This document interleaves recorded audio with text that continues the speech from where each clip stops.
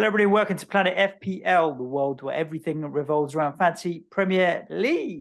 It's Friday. It is Friday. Hello, Suj. My name's James. How are you today? I can't complain. I'm not sure. I feel like there's going Well, to be a lot of it's complaining all on this good podcast.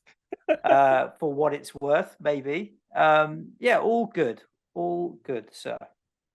Today's podcast is a regular feature we do on our page, normally on Tuesdays, called Money in Football, where we investigate a topic. Sometimes they're on kind of smaller clubs in the EFL and stuff. This one, we kind of got the impression last week wasn't one we could put behind the paywall.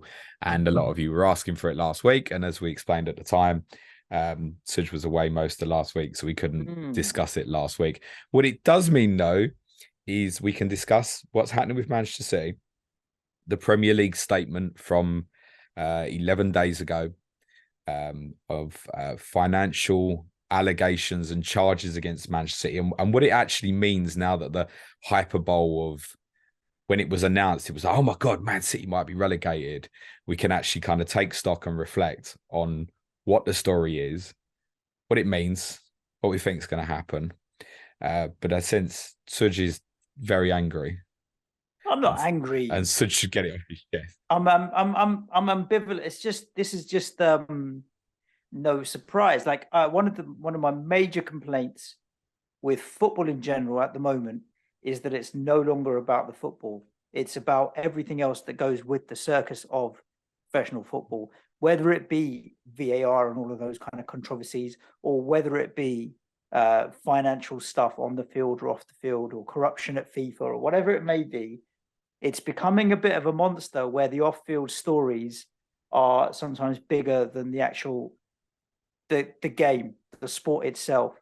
And this is no different. But this is really one where we can talk to a blue in the face, James, about what we think is right or wrong, what Manchester City have done, and I think we'll walk away from it and things won't change. And we can talk about everything that Man City have done, and we can pull up examples of 3, 4, 5, 6 other clubs where there's similar situations and nothing will change. But there are a few things that surprised me, I would say, with this announcement. We should clarify. I mean, some people may not have researched it fully. I mean, these are charges that are coming from the Premier League. That's surprising a little bit for me, because I do feel like the Premier League is a bit of a, especially with the big six or the bigger clubs, old boys network. And the Premier League need Manchester City to be bringing the best players in the world to the league. Just to jump in on that. Yeah, true. Maybe someone else would. Don't get me wrong. No, what I mean by that is that the Premier League doesn't need Manchester City in the way, say, La Liga needs Real Madrid or Barcelona. Yeah, true. We've got more depth and we've got other clubs, and the likelihood if City wasn't there, then someone else would take their place. But City are good for the Premier League as a brand. Whether or not they're good for the competition, different. For the brand of the Premier League, they're definitely good, and obviously expands their reach into the Middle East. And so for them to bring charges against them, and this many charges on what appears to be, on the face of it, a very long investigation spanning a lot of seasons and a lot of sets of accounts, we have to give them a little bit of credit for. Now, let's wait until the judgment is passed and we see the punishment to decide whether or not they've taken this seriously or they're just paying it lip service. But I was a little surprised, to be honest with you, James, that the Premier League had taken to task one of their own when I didn't think they had it in them. That I agree with. Such as sneezing. Bless you, mate. That I agree with. Manchester City, the Premier League essentially here have come gunning for the most successful club in the Premier League over the last 10 years. And of that, there can't be any question. They've just gone top of the league again. For them to come out publicly and literally in sentence 2 of their own statement, which was just a generic statement put on the Premier League website, which was even surrounded by an FPL article, actually.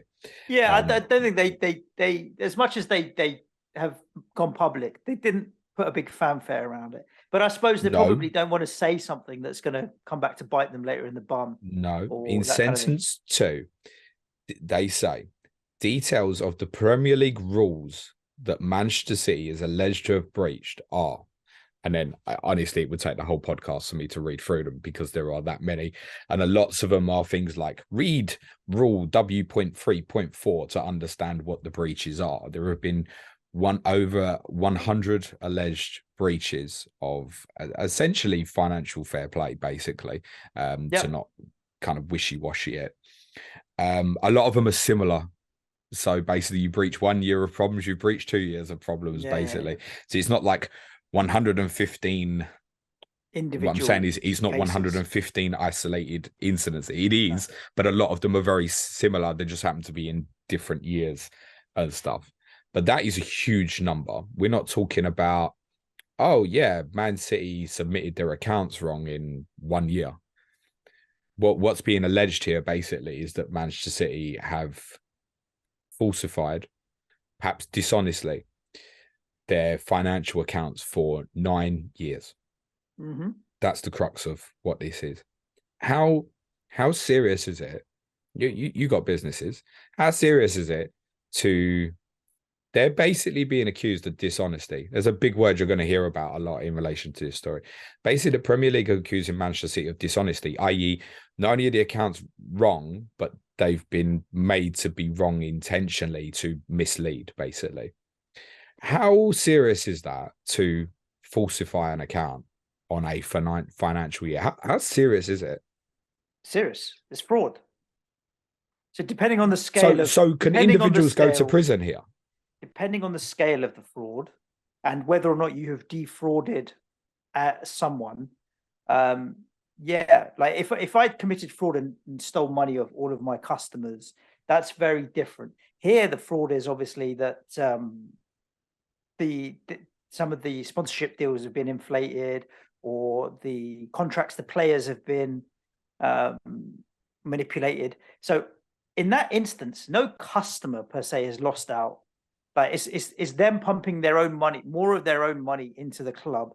It's more like kind of closer and akin to money laundering than it is actually fraud, right? It's just navigating FFP, isn't it? It's just pumping more money in. So they haven't like overcharged their customers, or the people that have lost out. Potentially, you could argue the case of the competitive clubs against them because they didn't break the rules in the same way. So I don't see it as a situation where there's victims in the crime in the sense of fraud. So perhaps criminal charges, them going to jail, is less likely. But it is very serious. The one thing I would say, in my opinion, is that it's not possible to commit this level of fraud, call it fraud or cooking the books, without knowing that you're doing it. I don't think there's any argument to, oh, we didn't know. I just think it's impossible. But a lot of the accusations, again, I'm going to come back to that word dishonesty, is about like Man City did this dishonesty. And I understand what you're saying. But the reality is and we don't know, and we'll cover it a little bit in terms of what the potential repercussions are if this is proven that Man City did commit these charges. But the problem is proving that they did it dishonestly. That's the point. That's what the Premier League have come gunning for them and said, you've done this dishonestly. And you and I can have that opinion. Exactly. I agree with you to say, right, to get it that wrong over that period and by X amount, whatever. Yeah, 1 + 1 is equaling 3 here a little bit. But you still need to prove it. You need factual proof to prove that that's what they've done, because dishonesty is what's mentioned a lot in a lot of these rules that Manchester City have breached. Correct. Yeah, and I think that's a big problem. But there's two ways of approaching it. Let's just take the example. Let's look at a couple of the different charges that they're up for. Inflated sponsorship deals, right? So if you say, well, Etihad is sponsoring the stadium, we're going to pay 50 million a year or something like that. God knows what the actual figure is. And they say, well, that is market rate because British Airways were going to sponsor it for 45 million. We'll show the proof that they were going to. But if every other sponsorship deal in the entire league is 5 million a season, was that British Airways deal legit, or were you using them as a stocking horse to drive up your own contract? And so they may be able to prove that someone from British Airways, these are absolute hypothetical examples I'm using here, sent an email saying, we'll sponsor your stadium for 45 million. But what's to say that someone didn't phone him up and say, do me a favor, send me this email. We're not gonna take you up on it. I just need evidence for my compliance. That kind of shit could have happened. Now, so are they being dishonest? But that's what I'm saying. The Premier League's still got to prove it. Correct. Exactly. Now, that's one example where, because of the number of different sponsorship deals and the fact that all of them are well over market rate and all of them are coming from companies based in Abu Dhabi, come on, there's no such thing as a coincidence all of a sudden. So I think the Premier League have a reasonable You still need to prove it. I'm just playing devil's advocate. But I think they can, that's what they have decided that they think that they can do. One of the other charges that Manchester City up for is falsifying payments to players, and not just players. Obviously, the Mancini deal that UEFA were investigating as well as part of this. That's a little bit more black and white and easy to kind of prove. But again, you could say, okay, James, I'm going to give you a goal bonus that's 100 grand a week or 200 grand a week. Or James, I've secured you a appearance fee for going and doing a media appearance at Abu Dhabi FC, and they're going to pay you £1 million for doing that appearance fee. So there's a manipulation of where money was coming from. The Mancini deal, a lot of people may remember, UEFA investigated as well. For those that only listen to press conferences and managers' press conferences, why? But just call bullshit on what Pep said last Friday before the Villa game, where he said, UEFA found us completely innocent. UEFA didn't find them completely innocent. There was a 2-1 vote out of 3 people on a panel that went in favour of Manchester City. One person did find them guilty, and that was on a technicality of time. The statute of limitations had passed, and they got off on a technicality. At no point did UEFA say, all of these charges that we're bringing against Man City, you are innocent. Well, no, let's just, for clarity, UEFA banned Manchester City, excuse me, from European competition, essentially a Champions League, for 2 years. They banned them for 2 years, which Man City got overturned on appeal at the Court of Arbitration for Sport. Interestingly, if the Premier League and their panel, this 3-person independent panel that's going to be put together to make this final judgment on Man City, which, by the way, isn't going to happen next week. It's going to be sometime in the future. City can appeal. If they get done, let's just say hypothetically, they go, right, 50-point deduction for Man City, just hypothetically. Man City can appeal that decision. But then if it then holds up on appeal, City can't take it to CAS, Court of Arbitration for Sport. Because under UEFA and FIFA laws, if it's deemed by a governing body association, that stands above in terms of football terms. So they can't take it back to court in Switzerland or wherever. Yeah. I guess the Premier League, look, it's a very long and thorough investigation, and they will have thought really long and hard about whether or not they can prove this. Really long and hard. I'm sorry, for the benefit of the audio listener, I'm putting my hand up because the Premier League, this is one of my concerns with the Premier League. The Premier League can't get basic principle ideas like VAR right. So I don't trust them that they have their own confidence that they are 100%. Because honestly, what the Premier League have done here in terms of basically coming out publicly, and yet they're saying everything that goes forward is going to be done privately, but to come out publicly and basically accuse Manchester City in open, it's here, it's on their website, they've come out and done it openly.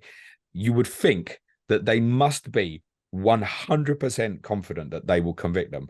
Otherwise, like even 99%, you don't go to press.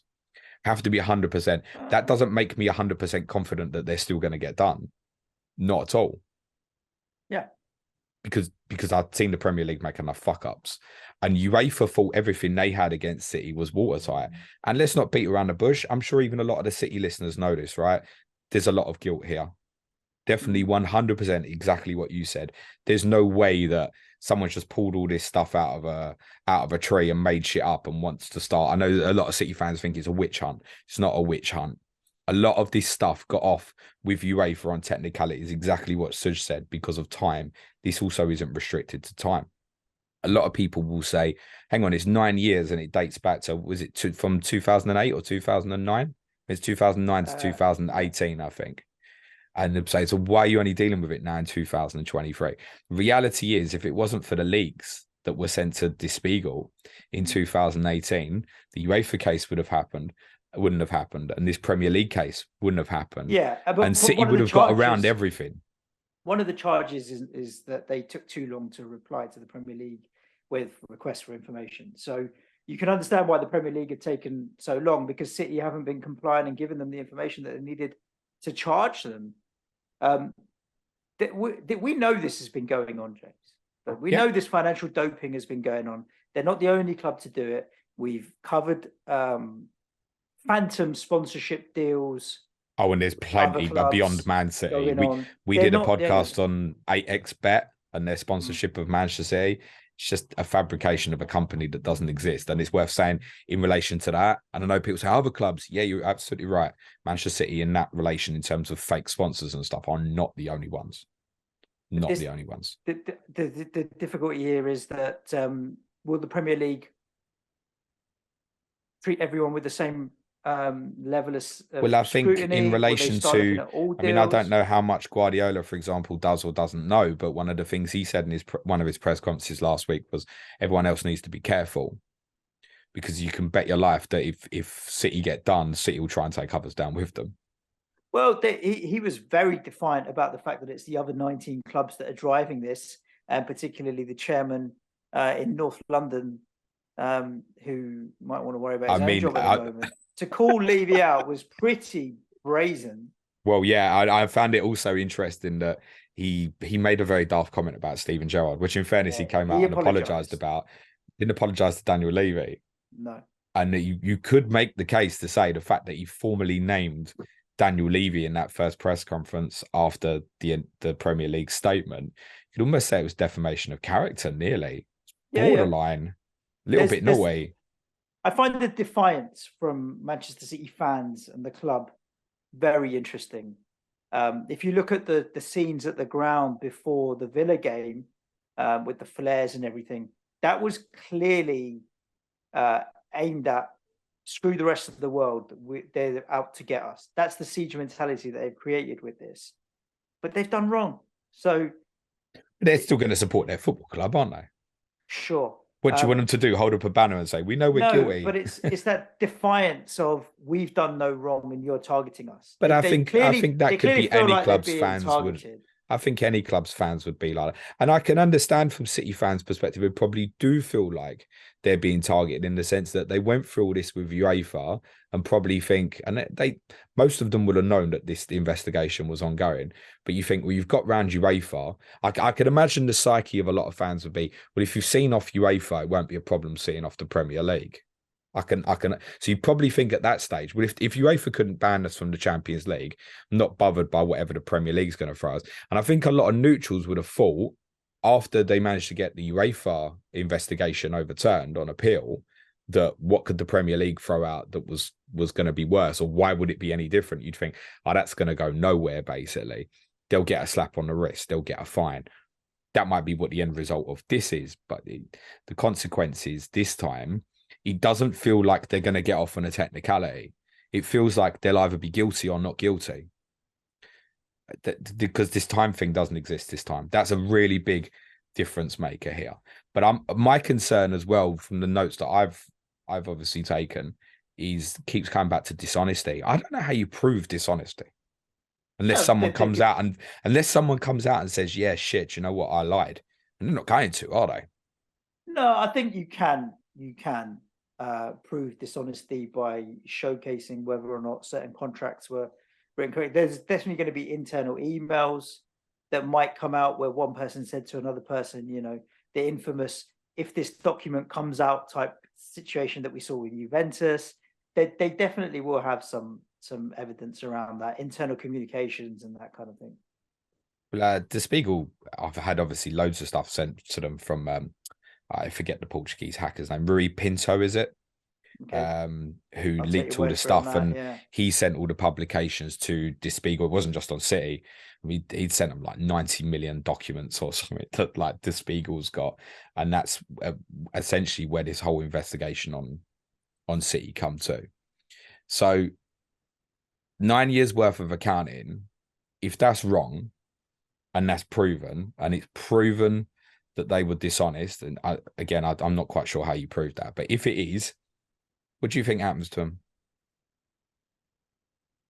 That's two questions. What should happen and what do I think will happen? What should happen? Let's do what should happen. Relegation? To where? I don't know, is the honest answer. I think whatever the most serious punishment under Premier League rules they can get, they should get. Well, expulsion from the Premier League, it wouldn't be the Premier League's. I don't think it would be the Premier League's jurisdiction to say you're relegated to League Two, for example. It would be up to the Premier League would expel them, and it would be up to the EFL whether they accepted them and where the EFL determined that they would go. The skeptic in me would think that would be the Championship. That the EFL would have to negotiate with the Premier League to get the 20th club back into the Premier League. So maybe 4 teams go up. There's 3 automatic spots, and then the playoffs or something like that. Might give what a lot of the big 6 want. Might give them their excuse to try and push forward for an 18-team league, which is what a lot of them would like. Then get rid of Chelsea for their financial regulators as well. Joking, I'm only joking. You just spent a lot of money. That's all. Okay, what do you think will happen? I don't think they'll get relegated. I think it will probably be a combination of a fine and a transfer ban.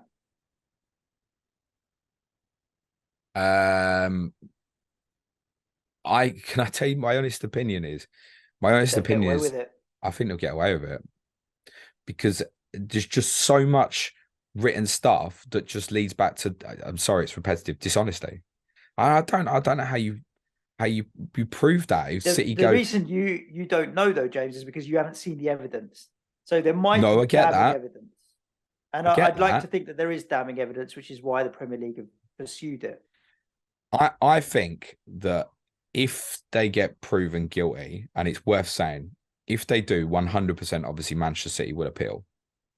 I think the minimum punishment, based on how large it sounds like it is, we are not talking about a £500,000 fine and one transfer window suspension. There's no. It's going to be much bigger. There's no amount of money that matters for these guys. No, exactly. You could say to City, fine them 100 million, and they're all right with it. Yeah. They're all right with it. It's not like the football club's not going to go broke, right? It's not a risk or anything. I think genuinely, if they get done, I think the minimum punishment will be points deduction. And I don't think that's going to be, here's a -3. Like it's going to be double figures minimum. I think that's the minimum punishment. You talked about -50, James. A -50 wouldn't relegate them. Make them worry about it though, wouldn't it? For all the 10 minutes, maybe. Yeah, no, but the thing is, if you do something like a -50, you would of course be guaranteeing that they're out the Champions League, right? Yeah. So you are. Yeah, but only for 1 year. No, I get that, but if you give them -50, yeah, like legitimately, they ain't even qualifying for the Conference League if you gave them like a -50. Let's say they got 100 points, right, and then -50 or finish 50 points. That's almost definitely probably not going to be enough even for the Conference League. So you're removing. You are hitting them in the pocket as well, because we know even just getting to the quarterfinals of the Champions League is like 80 million worth. Yeah. So if you win it, it's like 120 odd or something. So and it's from future, right? A lot of these accounts and some of the stuff they've been done for is actually not just what's been, but I think it's failure to comply on future projections and stuff as well. Is that something you can get done badly for, like projecting? No. Like your next financial? No. That's not really part of the mix, in my opinion, James. Also, interestingly, this investigation obviously goes up to sort of like 2018, which includes Man City's Centurion season when they got 100 points, Guardiola's first league title. They're now top of the Deloitte Money League for revenue now. in 2023, recently published a couple of weeks ago. Suj is smirking because Suj, to be honest, me and everybody else, we don't believe that, do we? No way. When you know things like the empty had, and they obviously don't have the biggest attendance, they don't have the biggest match day receipts, and so on. Yeah, I can't see them being topping the likes of Barcelona or Real Madrid, particularly, or even Manchester United. Like, not possible. Even PSG, I think, would be potentially bigger, a bigger revenue earner potentially than Manchester City. I would expect them to be in the top 10. Don't get me wrong, but top. And how much by, James? The last Deloitte Money League, Man City's revenue was 731 million. Real Madrid 713, Liverpool 701, Manchester United, who has obviously been out of the Champions League for a while, 688. Yeah. So it is worth saying, if you put Manchester United's Champions League money back on that, they'd probably be back to blitz it to number one. And obviously Barcelona have had their own problems, which are well documented. That's why they're down in sort of 7th at the moment. But yeah, I don't think anybody believes, and I'm sorry if it's true, like, well done, congrats. I don't think anybody truly believes that Man City legitimately are the biggest grossing team for revenue. No, 100% not. So how have they done it? And therefore, inflating sponsorship deals, James. Therefore, if the lies in this period that's being investigated for 2018, isn't it just going to come back around over this period as well?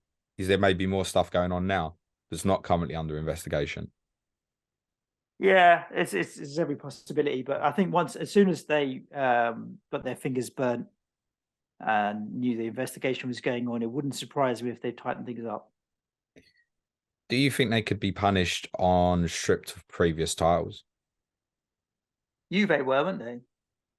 Yeah, the only thing I'd say, I think it's very dangerous ground to compare what happened to Manchester City with what's going on at Juventus, what's going on at Barcelona, what went on with examples like Luton Town, who got like a 30-point deduction. I don't think any of them comparisons are going to kind of lead you to what the final outcome is of, why is that? Of this, for example. Because I just think the scale of, you can't compare what's happening with Man City to what's happening with Luton, and the other cases are on other people's watch, right? So what happens to Juventus doesn't really got anything to do with what happens here with Man City. Plus, as we discussed on Juventus a couple of weeks ago, actually, we knew that they'll come down firm over there. There's every chance, as we discussed then, Juventus might be in for another points deduction within the next month or so. So whereas here, the psyche of the fan and the neutral here is they'll be right. It won't be that big. That's what we think, isn't it? If Man City got relegated, that is arguably the biggest story in Premier League history. If they throw them out the league. And that's what I said when the news broke last week, is this could be the biggest story in Premier League history. It might be something that's forgotten by the general public as quickly as it comes to light. Because if they get off, what?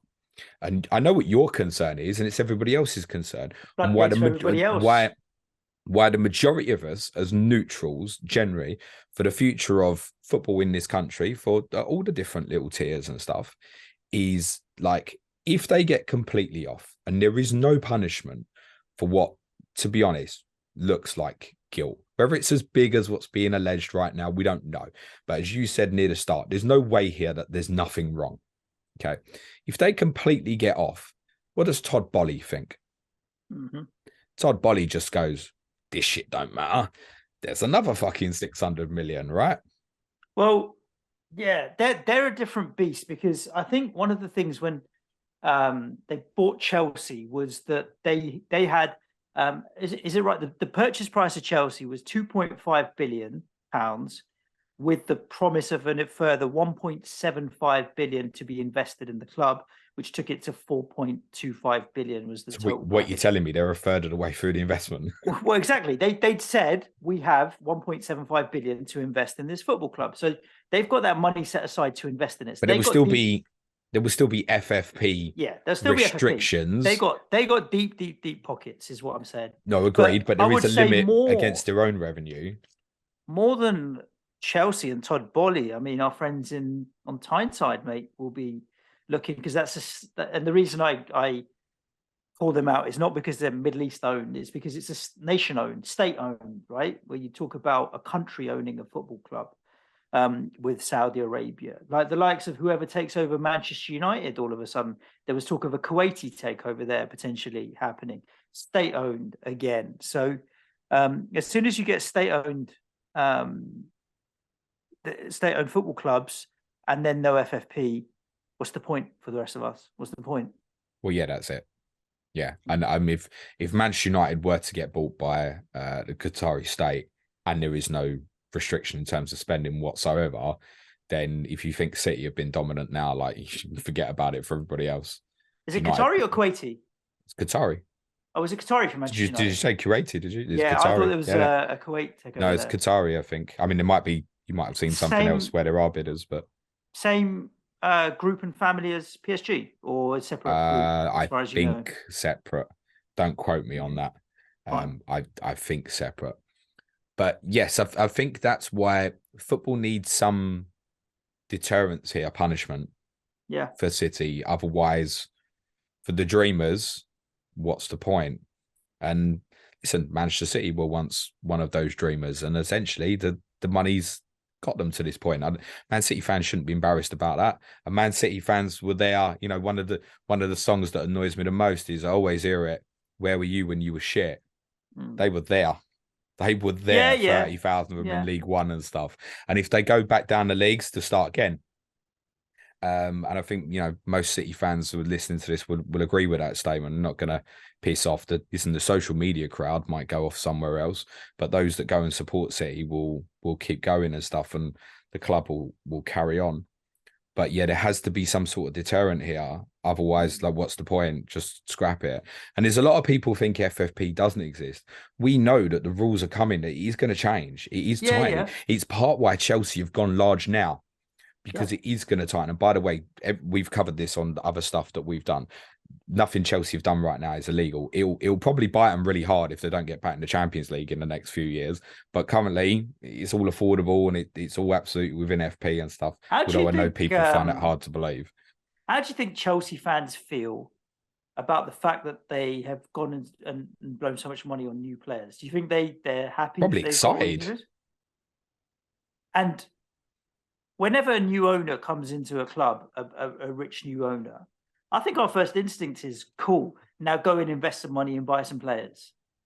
That's all 90% of football fans think. You spend some bloody money, isn't it? We're feeding it, right? We're feeding this whole, we've got new owners, cool, now sort the fucking team out and buy some players. But that's not always the right solution. And that's not where it goes. I mean, we've got a new owner coming in maybe next month or imminently at West Ham, and everyone's going to be like, okay, well, you're a billionaire, spend the money. It doesn't work like that. It doesn't work like that. And we should discourage a spend for success attitude. But unfortunately, it doesn't work for 99% of football fans, James.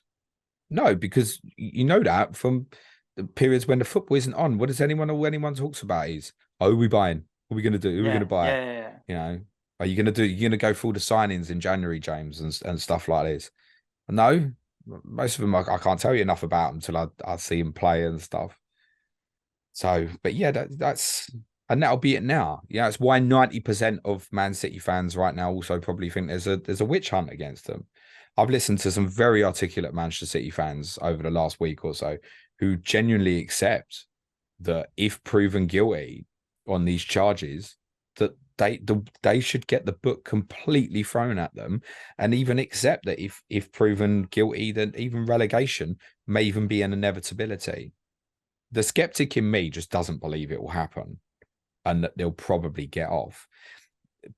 In terms of what's going to happen next, everything supposedly is going to be done privately, to the extent we won't even know when the announcement's going to be. Do you believe that can happen? Can something like this stay private to the point that the Premier League literally just post on their website in 18 months? We found Manchester City guilty. Man City have the right to appeal. The consequence for leaking is too great. Imagine if you're on the Premier League. For either side. Imagine if you're on the Premier League side and you leak something, and as a result of what you've leaked, it compromises the investigation and the case, and everything gets thrown out. That could happen. imagine if you're on the Manchester City side and you leak something, and as a result, you've compromised the Premier League's case, and so they just find you guilty and are done with it. The risk of everything going to pot because somebody leaks something for either side and compromises the whole defense or prosecution, in my opinion, is probably too big for them to want to leak it.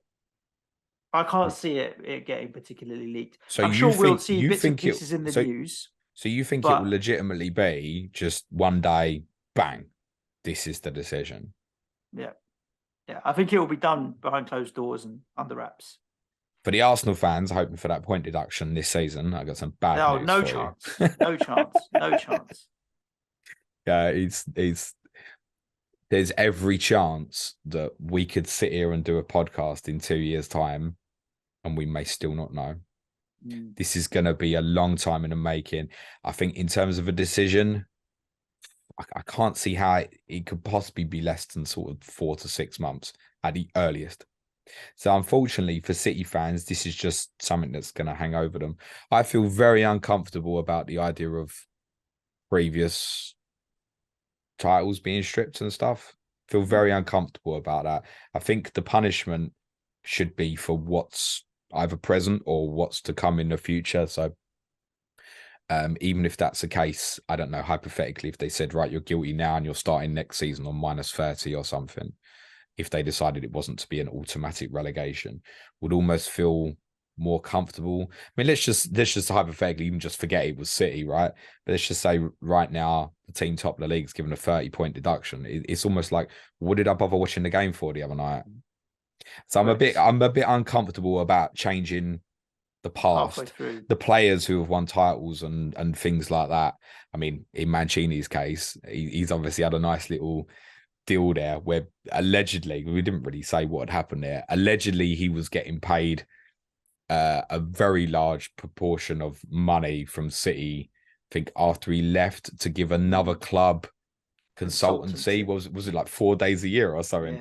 And it was like a few million quid for like 4 days consultancy or something. A million a year, roughly. Yeah.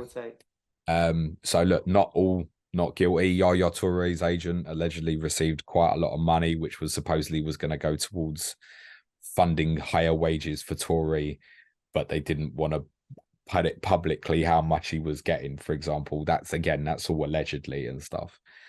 But I don't like the idea of changing the course of history.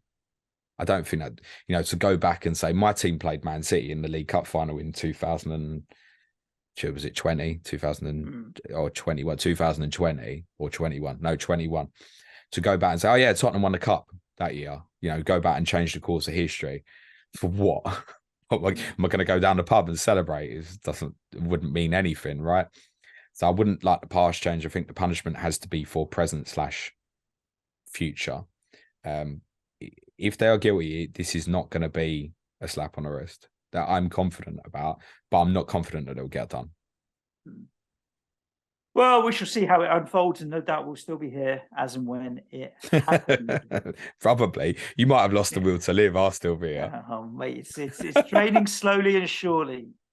We both have a lot of angst about where football's going, as you said right at the start. Yeah. Unfortunately. Yes, indeed. If you enjoyed this little chat about money and football, then why don't you consider coming over to patreon.com/Planet FPL, where it's become quite a regular show that we do. There's always interesting takeovers, sponsorship deals, and financial stories, not just in the UK, but across Europe as well, including things that we covered like Barcelona, Juventus, and so on. We've also looked at more interesting stories like Union Berlin, and not necessarily from a financial point of view, but some of the multi-club ownership and all that kind of stuff as well that we're going to be looking at more as well. So I think I can tell you one that we'll be looking at in the near future. Sheffield United. Yeah, mate. Something very weird is going on at Sheffield United. Was it called Twingo Airlines or something like that? Something really weird's gone on now.